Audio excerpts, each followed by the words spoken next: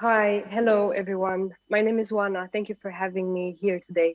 I'm 33 years old, and for a third of that time, I've been hearing about plans of brands that are planning to transform digitally. I'm really a big nerd, okay? And the nerds really love to talk about technology. They like to talk about everything digital. But what I love most is really seeing that things actually come to life and that they come to life for a greater purpose. And that is essentially why I'm here to talk to you guys today. Um, I want us to look together at the world of advertising and marketing. And essentially, what I have observed is that we've come a long way and that the trend of how these practices have evolved has been quite positive. We really started way back when in the era of Don Draper and his Mad Men, when it was still okay to essentially advertise anything at all costs, no questions asked, as long as money was made. And from that, essentially, we went towards a time where a tiny TV started constantly targeting us 24/7, wherever we went. The winning team continued to be more money, more conversion, get people spending, and really get consumerism fueled. What then happened was that the world started changing. There was a lot of stuff happening out there. There were a lot of external factors, micro and microeconomic factors that played a role that led to society starting to change.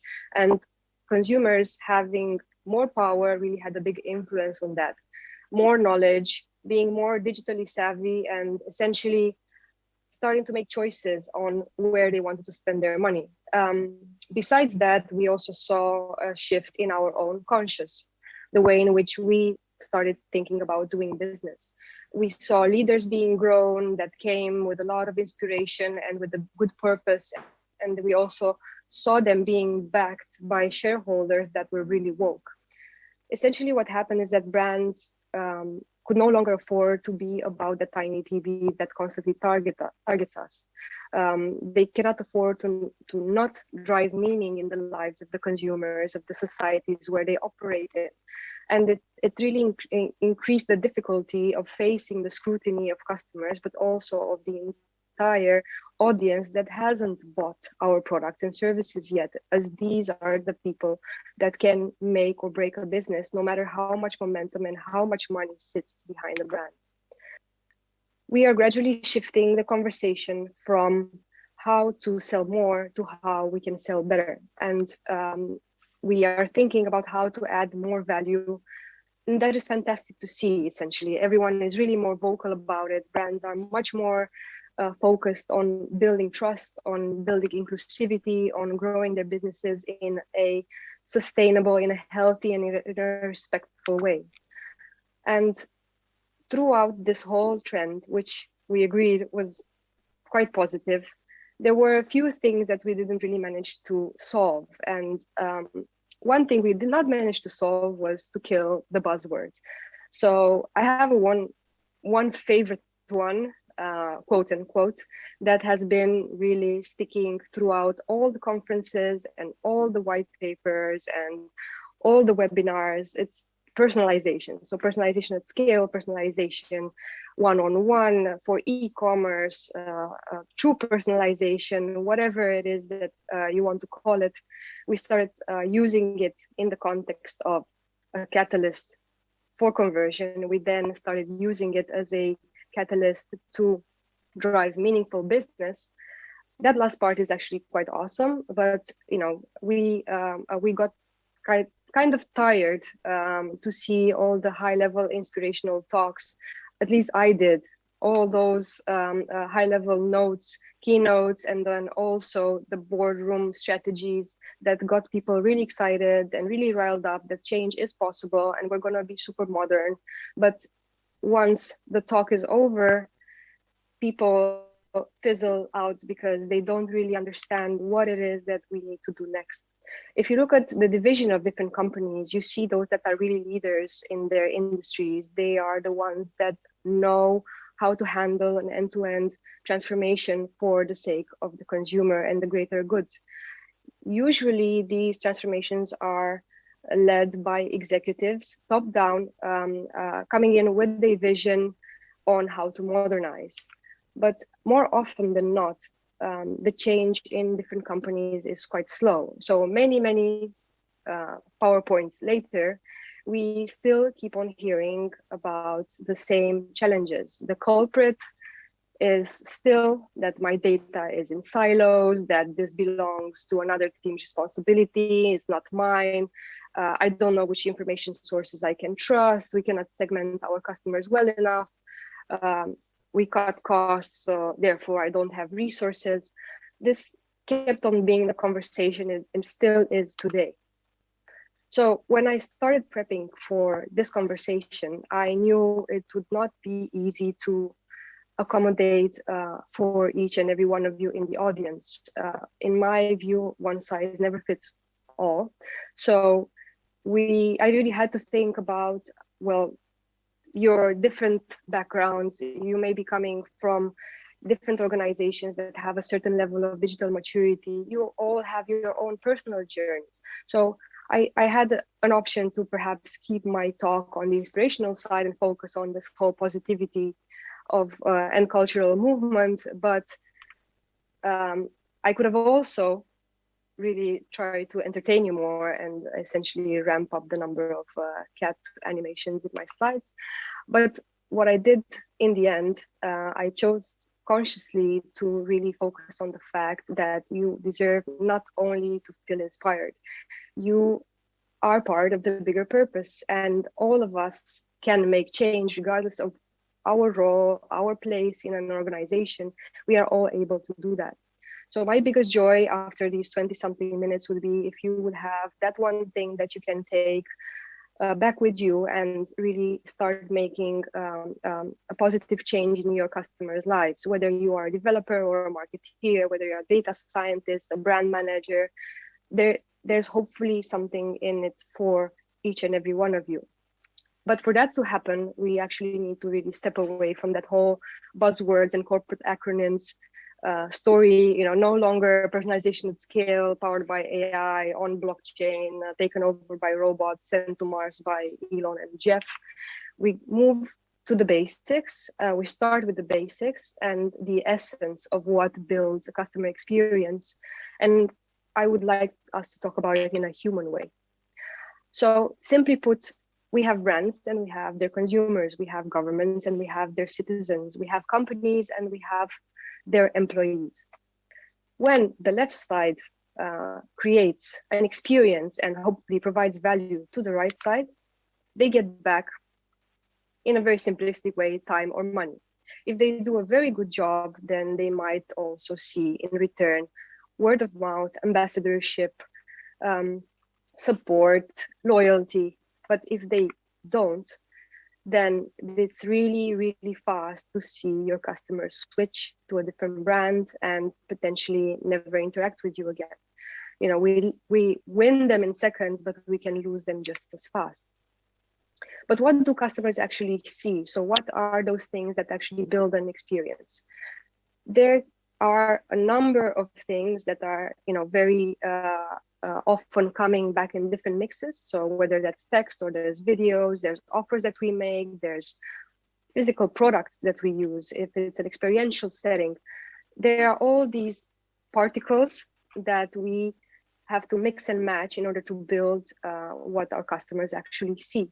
And, some of us have shinier particles, have particles that are more modern, better functioning, fit for purpose. But at the end of the day, customers actually don't really care who is responsible for which of these parts. They don't really care that 20 people had to fight over putting one of these mixes together.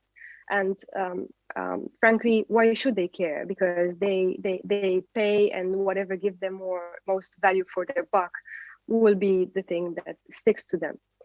Some of us have it easier, some of us have it harder, in the sense, if you look at marketing teams, they are usually the ones that see their resources being scrapped straight away. They are getting the biggest push in actually proving their ROI. And if you take that challenge and then think about it in the context of a small market where resources are anyway scarce, then you are going in quite the pickle. So how can we solve that? With a customer-centric mindset and the right level of commitment, organizations that have also very basic CX capabilities, limited data, a shortage of data scientists, they can also begin to lay the groundwork for successful customer experiences. These three solid areas of opportunity are as follows. We look at the people. So that's all of us. Essentially, we all have things that we can do in order to improve ourselves professionally and personally and really contribute to the change. We have the different processes of our organization, our way of working that we can improve or think about differently in order to make that change. And as a third component, we have technology, which essentially enables us to drive this whole improved customer experience. Now, the point is that we are a large group of people that can fuel this change. From all of us, essentially, and also as per research, only 25% need to contribute to this different mindset in order for change to actually happen. This is the critical mass that we need to drive change. If we take each and every one of them one by one, and we start with processes, let's think a little bit about how this whole thing starts. So the start to any process essentially is one big fat why. So not only why do we exist as a company, but why do we execute processes in a certain way? And if that is answered, then what objectives do we set for ourselves to answer that why? And how does that break down into each and every unit an organization has? What does each department or each of us understand as value to the customer? You'd be surprised how much these type of inconsistencies can affect a business. Also, to throw some stats at it, companies that do this well are able to see a 63% increase in their results or their total return to shareholders if they really make an effort to really break down a strategy to the individual level. So clarity and clear objectives is very important. Whether you do your work yourself, if you build things in-house, if you create those particles in-house, or whether you work with partners, with agencies, essentially really make sure that the objectives are the same and that they are your objectives and essentially the customer's objectives. After we answer the why part, we move on to the what and the how. And that's where the practice of experimentation comes into place. The practice which really allows us to test and learn what we want to put forward. And it's also the practice where leading companies invest 10% of their marketing budget, as an example. But experimentation only makes sense with a culture of measurement. So the secret that you stop wasting ad dollars on assumptions, on hunches, and really start focusing on the outcome of what your campaign needs to be. So get a short feedback loop in place. Try to make sure that everything is done with a clear purpose. And if anything was taught to us throughout 2020, 2021, it is that we can make rapid paced progress and keep a short feedback loop if we need to. As the last point on processes, there is the ecosystem approach. So ecosystems are actually the surrounding of not only ourselves within our company, but also outside of our company, your unsuspecting partners in crime, let's say. In many global companies, you have a very decentralized approach, for example, on how marketing is done. So you have budgets that are being split from the top down. They are being, markets are being offered a suggestion on how to build their capabilities, but after that, it's good luck to us all, and it's very hard to achieve those synergies. So the wheel keeps on being reinvented in different countries, in different local markets, and that is really a poor economy of scale. So how about clustering learnings and clustering the capabilities that are needed? If our objectives are the same, it should only be a matter of respecting that localized flavor.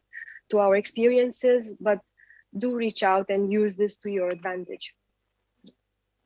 As I wanted to make sure there is a kind of a clear element that you can take back home to you today, I'm just going to set a call to action, essentially. The first one is really refresh your objectives and key results, demand clarity. What is your role within the bigger picture? And are there clashing objectives of your colleagues that you can address and that you can call out?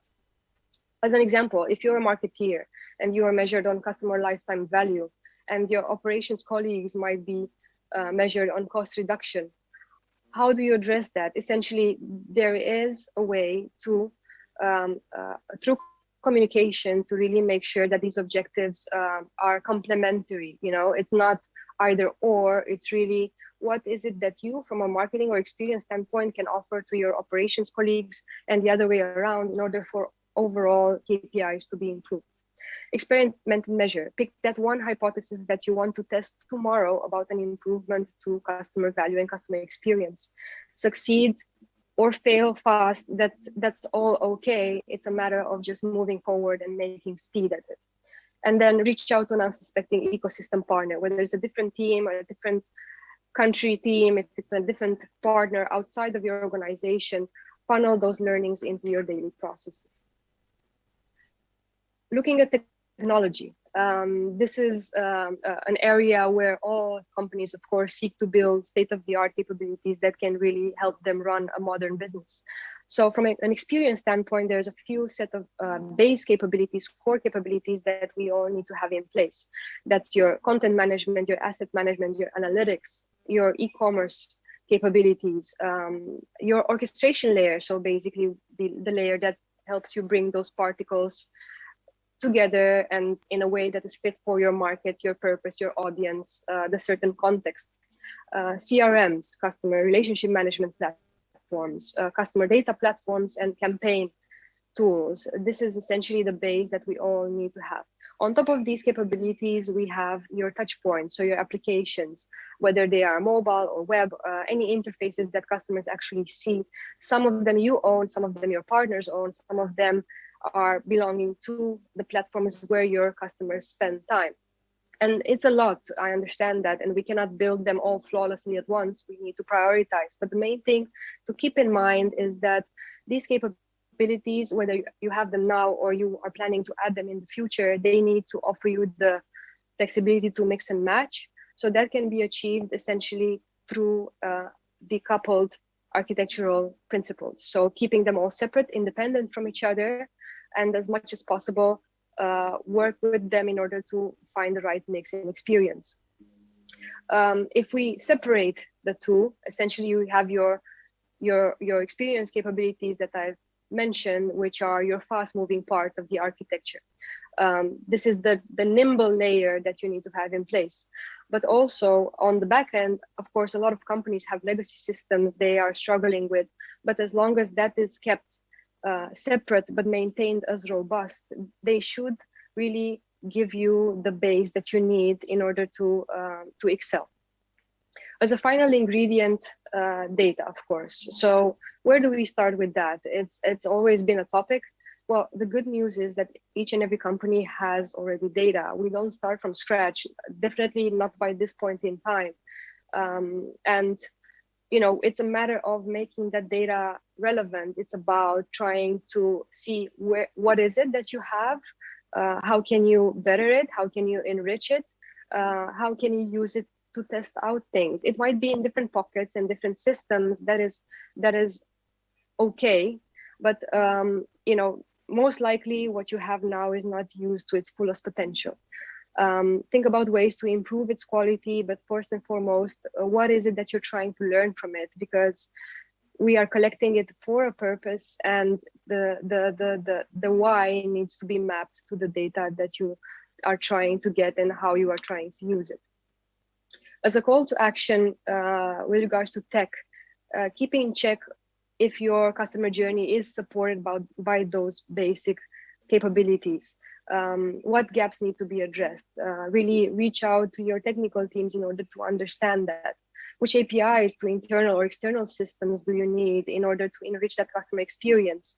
And also from a data point of view, pick out your unsuspecting partners in order to extract and get different insights, whether it's from legacy systems or from channel applications.